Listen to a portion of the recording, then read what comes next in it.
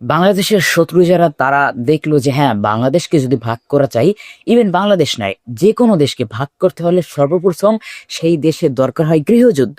অর্থাৎ আমি বাংলাদেশকে নিতে চাই, সুতরাং আমার বাংলাদেশে গৃহযুদ্ধ করানো দরকার। এবার গৃহযুদ্ধ কিভাবে করাবো?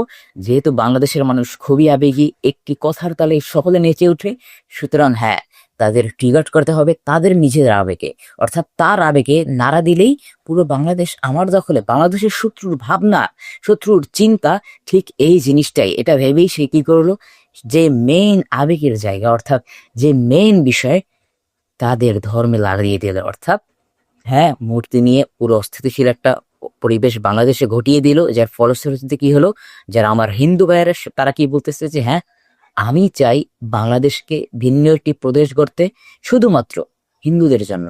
বাট আপনি যদি আপনার মন দিয়ে, আপনার মাথা দিয়ে, আপনার বিবেক দিয়ে কল্পনা করেন, বাংলাদেশের মানুষ ভাগ হলে বাংলাদেশের মূলত কি পাওয়া, এবং বাংলাদেশের মানুষ ভাগ হলে কার মূলত লাভ, কার মূলত উপকার, আমার নিজের নাকি আমার শত্রু? যদি আমি ভাগ হয়ে যাই তাহলে আমার শত্রুর অবশ্যই লাভ হবে। ঠিক এটা চিন্তা করেই তারা আমাদের ভিতরে গৃহযুদ্ধ বাঁধিয়ে দিচ্ছে। বাট আমরা আমরা দেখেও বুঝতে পারছি না।